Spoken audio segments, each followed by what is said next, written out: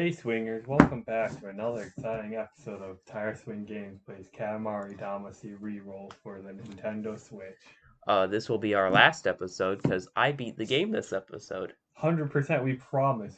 That is a Tire Swing guarantee that we beat the game this episode. We know this because we're re-recording audio. Dang it, Seth, we were gonna maybe try and trick them. Oh, I goofed, and we're gonna let them know that because that is the spirit of Tire Swing Gaming, being bad at it. Yes, I screwed up with the original recording and used the wrong mic again. It is what it is. So you guys didn't get to hear me talk for like 25 minutes about Yu-Gi-Oh! I mean, we can still talk about Yu-Gi-Oh! Are we gonna talk about Seto Koiba? No, why would we talk about? Well, we'll briefly touch on Seto Kaiba. Koiba. Kaiba.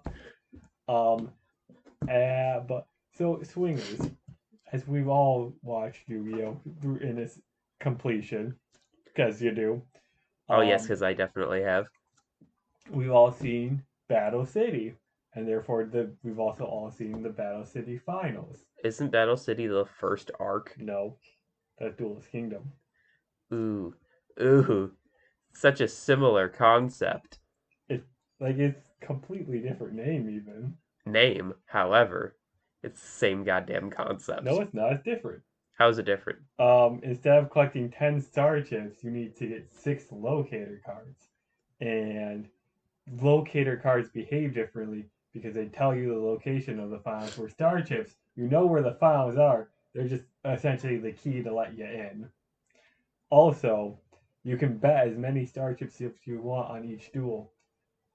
And as locator cards, they kind of say you can, but they don't really bet more than one, like ever, except for the one time Bakura collects them. Well, I'm doing a hot job here getting my ass smacked over and over again. Yes. And also, Seth, the way the finals bracket works in Duelist Kingdom is actually legitimately different. In Duelist Kingdom, it's the 4 players make it to the finals, or walk to the final bracket. Yugi, Joey, the big boob lady, My Valentine. Valentine, and Bandit Keith. And then it's just a standard bracket.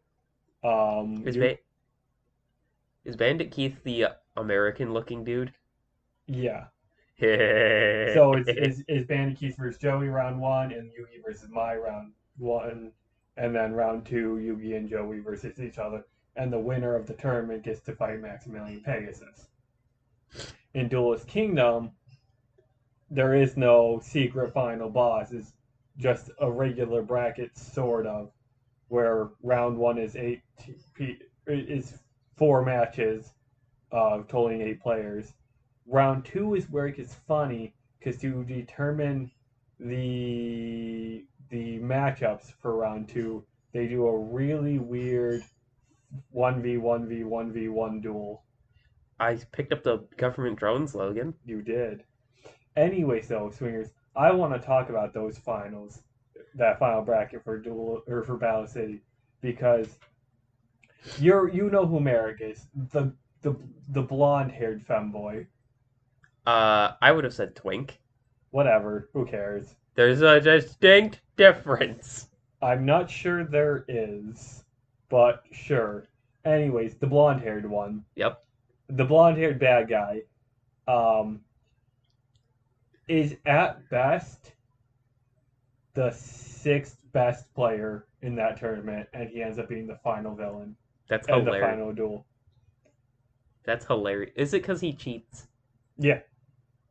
Granted, minimum of 3 other players. 2 other players? A minimum of 3 other players cheat in that very finals. Maybe even 4. I don't know if Bakura actually cheated or not. It was along with 2 other players cheating at some point in their dueling career. Of all the 8 finalists at Battle City, Joey Wheeler's the only one who I can think of that never once cheats. In that particular arc? No, at all. When does Yamato cheat? Every single duel. He gets help every duel. Seth, he's got a secret ancient spirit in his puzzle that helps him every duel.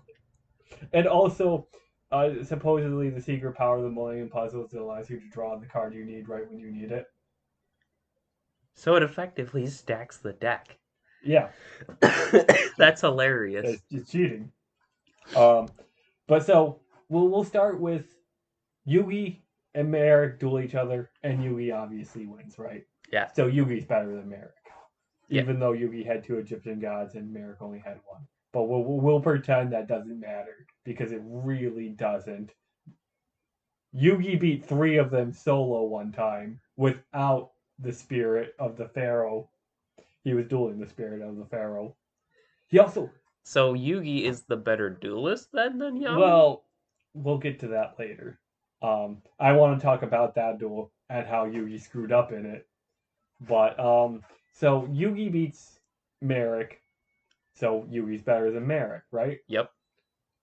Joey Wheeler fights Merrick in winter semis in the semifinals, and Merrick cheats in that duel by turning it into a shadow game that makes it so that you take damage every time, like you take physical harm every time your monsters are destroyed, which is a little weird because it kind of implies that's what happens in every duel, but like this is even more so. That's a giant fucking turnip. Yeah. Anyways, so Joey gets nuked by Raw, right? But does not lose the duel at that point. He has not lost the duel, but he took a lot of hurdy from that. He took big hurdy, but he's still prepped to win. He draws the 1 card he needs. He's got enough attack points. He's about to summon. He successfully summons it, and he just has to declare the attack to win the duel, right? Yep. And just as he's about to declare the attack, he passes out, and the duel is ruled in Merrick's favor. So I guess he's just not built different, huh? He's just not built different. But, therefore, based off that specific thing, Joey would have beat Merrick. Therefore, Joey's a better duelist. Yeah, I'll agree with that. Now, right after Joey wakes up from his coma, because he was briefly in a coma because of that, he challenges Kaiba, who lost to Yugi in the semifinals, to a duel for 3rd place. And Kaiba, for some reason, agrees to this and wins and gets 3rd place. Therefore, Kaiba beat the guy that beat Merrick. Therefore, Kaiba probably could have beat Merrick too. Now that sounds logic. Yeah, so that puts Merrick at 4th at best. Now we'll go to Mai Valentine, who also dueled Merrick in the quarterfinals. She was set to beat Merrick. She was kind of bodying him most of the duel, and she stole the Winged Dragon of Ra out of his deck using a legal move. And she summoned it to the field. But what she didn't know is, for some reason, you have to be able to speak Egyptian to summon the Winged Dragon of Ra. She would have won if it weren't for that one minor caveat that nobody other than Merrick and Ishizu and Odeon knew. That's such a... Like, here's the thing. The Winged Dragon of Ra is a card game. It's from a card game, right? Yeah. That was designed to be played in the native language of whatever country it was created in, correct? So why would you have to speak Egyptian for it? So, the God cards, all of Yu-Gi-Oh cards in show lore are based off an ancient Egyptian literal duel. Like, as in to the death duel. Oh, that's cheery. And Maximilian Pegasus based all the cards off the monsters that the wizards would summon to fight each other to death with. And that means the literal god cards are literal gods. Like, you summon Slifer the Sky Dragon, and a real ass Sky Dragon comes in and fights for you. For some reason, just those 3 cards. But those 3 cards literally summon, essentially, the actual monsters to fight for your side. which is why you can't even make them. Like, originally, there were going to be multiple of them, multiple copies of each one, and there was a whole team working on the cards to make them, right? Yep. And literally everybody who worked on that team to make the cards died, and they all failed. So Maximilian Pegasus went and did it himself, and because he had the Millennium Eye at the time, that protected him from the whole dying thing because he was, Hacks. that's not the word I'm looking for. He was defacing the gods, or what's the word? Defying? Defiling, not defiling either. It's heathenistic, right? That's not the word I'm looking for, but it's the one we'll go with. He was being a very heathen man making those cards. So my Valentine, of course, doesn't know this stuff. Why would she? She's just the third, but fourth rank. I don't know where she ranked in, like, power wise, other than, like, prior to Duelist Kingdom, because, like, it was Kaiba first, but then they also claim, like, but if you discounted Kaiba when Weevil, Rex, and then Mako Tsunami, I don't know where Mai would have been on that list. She must not have been at the tournament where it mattered. But so Kaiba, or so my Valentine, if she had been able to speak Spanish, or if it wasn't for that, or Egyptian, or if it wasn't for that stupid rule, she would have summoned Ra and defeated Merrick almost assuredly. So I'm going to put her up there as well, making Merrick at best the fifth best duelist. Hang on, I gotta fart, Swingers. You couldn't hear it. That was a sad fart. That was a very sad fart. Now, here's where it gets even extra interesting. There was a guy named Odeon also in this tournament. He was Merrick's henchman and adopted brother. And Odeon fought Joey in winners court in the quarterfinals, right? Yep. And Odeon had a counterfeit Raw card in his deck because Merrick wanted to experiment and see if using a counterfeit Raw card would work. Did it? Well, we'll get to that. Odeon destroyed Joey. It was not even a close duel. Odeon went to town on him. And Odeon literally had the final attack declared to defeat Joey when Merrick was like, "Hey, Odeon, you can just summon Ra instead. I want you to beat him with that Ra card I gave you." And Odeon was like, "Oh, man." So Odeon's like, fine. I'll do what my boss wants, even though it's a dumb idea. And so he tries to summon this Ra card, this counterfeit card. Yes. And the Egyptian god Ra was not a fan of that. And lightning bolted him and Joey in the head. Why Joey? What did he do? Because he participated in the duel where the all parties guilty, huh? Yep. So they're ancient Egyptian god dragons. I mean, vengeful. Why are most old gods vengeful? Couldn't tell you about Yahweh, Zeus, Pikachu. Pikachu's quite a vengeful god. Have you seen? Like, Pikachu probably could murk so many people if they hurt Ash. Yeah. Anyways, so both Joey and Odeon get knocked out. And Kai was like, because it's Kai's duel tournament, even though he's also in it, he gets to make up the rules as he goes, kind of. He's like, whoever stands back up first wins. But if they don't stand back up within 10 seconds, they both lose. And that was my best Kaiba. Logan, let me ask a very important question. It's Kaiba's duel circuit, so he can invent the rules as he goes, and he still lost. Well, he can invent the rules to an extent, you know. Like, sure, Kaiba's a cheater, but, like, he's not a very good cheater. Anyways, so Kaiba's like, whoever stands up first wins the duel, assuming one of them stands up in an allotted time. And Joey has a dream with My Valentine's titties in it, and that gets him up. You know what I'm saying? I do see what you're getting at. And therefore, Joey wins the duel against Odeon. Therefore, Odeon should have beat Joey, who should have beat Merrick. Therefore, Odeon would have been a better duelist than Merrick. Therefore, Merrick's at best the sixth best. I like math. Now, we really can't say where Ishizu sits compared to Merrick because she lost to Kaiba in winners quarters. Although she almost beat Kaiba, the only reason she didn't is because Kaiba changed the future. Because, by the way, Ishizu cheats and can see the future. That's her cheating. I see. And Bakura fought Yugi in quarterfinals and lost to Yugi in quarterfinals.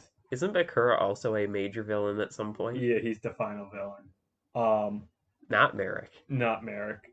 Merrick's the villain for seasons 2 and 3. Bakura's the villain for the last for a good portion of season 5. So how long is Dart's villain for? A whole season 4. I'm pretty sure Dart's is nobody's favorite villain, right?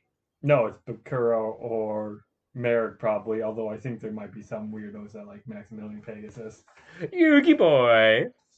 Yeah. Anyways, so Bakura loses to Yugi and gets comatose. That's hilarious, Swingers. Seth, do you know how many people go comatose from the Battle City finals? Literally 4.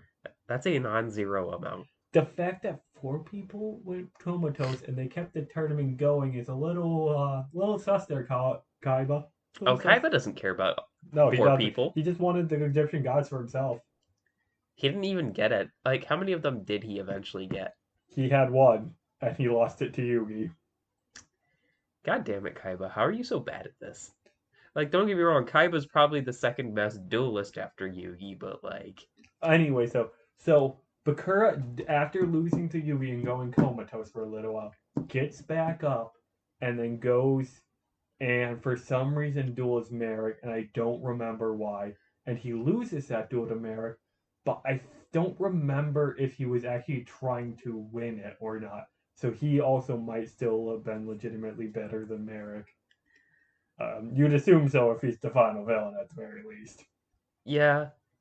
Although they don't play Duel Monsters to defeat Merrick or Bakura, so who knows? What do they play? D&D. What, really? Kinda, yeah. They play D&D, but in the past. Oh, that's right, because they go into the future past, right? It's confusing and it doesn't make any sense. Excuse me, I'm gonna blow my nose over here. They play D&D in the present, Seth, but it affects what happened but they're playing D&D of themselves in the past, and it affects what happened in the past, which then would in turn eventually affect the present. Hilarious, Swingers. Yeah, it doesn't make any sense, Swingers. No, it doesn't. And also Yugi didn't even literally one episode is the end of Kaiba's season 5 tournament, which was literal garbage, and then the next episode is Yugi. We literally see Yugi starting in the past, and it takes a couple of episodes for Yugi to find out he's also playing a D&D game at the same time, because he didn't know for some reason, and he figured it out, and it was really confusing because Yugi literally didn't even know. Yugi doesn't even know how he got into the D&D game to begin with. I mean, isn't that how all players get into D&D? They don't really know. I'm sure we could ask Matt. I mean, yeah, but that would mean we'd have to talk to him. Anyway, so I wanted to talk about the final duel between Yugi and Yami. Atem, we learn his name is in season 5. We find out, so Yugi, basically, Yami wants to die. And the only way for him to do that is to lose a duel. But which is weird because he's lost a couple. But he's got to do it in a specific way with all the Millennium items collected or something in one spot so that he can proper die. Right. And so he does. They get all the items, and they're like, okay, now we gotta find somebody to duel me. And Guy was like, I'll do it. If anyone can do it, like, I'm the only one who has a real shot. And little baby Yugi's like, I'll do it. I haven't had a real duel this entire show. I think it's my turn. Somebody dueled in my place the whole time. I think I can do it. And everybody's like, okay, Yugi, like, we understand, but, like, if you don't beat him, because he has to try, if you don't beat him, he's trapped in this world for another 5,000 years. And he just wants to die, Yugi. And Yugi and Yami are like, no, Yugi, do it. So they start the duel, and Yami summons all 3 Egyptian gods at some point. Has all 3 of them on the field. And Yugi, it was weird because I watched the show, and there was a point where Yugi had the opportunity to destroy all 3, and Yami wouldn't have been able to do jack shit about it and get it done within like a turn or 2. And he just doesn't do it. He takes like 2 or 3 extra turns to destroy them all. He wanted to swag on Yami. No. So that's the writer or the Yu-Gi-Oh website. I think the Yu-Gi-Oh wiki goes through and like lists for every duel where the players made mistakes and where they could have won the duel way faster, just based off the cards that we see them have and play. Mm-hmm. And I'm pretty sure that's one of them. But as it turns out, after Yugi destroys all of the Egyptian gods, Yami's like, "Lol, you were supposed to do that. That was a test. If you couldn't beat those guys, you were never gonna beat me. So I needed you to beat them. So now we can play the real duel." What? Yeah. That's hilarious. It kind of is. Because it's like, this isn't even my final form. Yeah. Like, what does Yami have that's better than the God cards? Nothing, but like he might have had, I don't remember what he brought out. Probably like Dark Magician. Dude, why is that their Pikachu? Dude, Dark Magician is kind of cool though. But yeah, I mean, I'm not 100% sure that's. It's just the card they put in Yugi's deck. Here's the thing. Dark Magician doesn't really win that many duels, like all things considered. Exodia wins the first duel. Yugi's second duel is a draw with Maximilian Pegasus. His third duel against Weevil Underwood, I'm pretty sure he uses the fusion of Gaia, the Fierce Knight, and Curse of Dragon to beat. His next duel was with like Panic at the Disco, which he used a Turtle Cannon to win.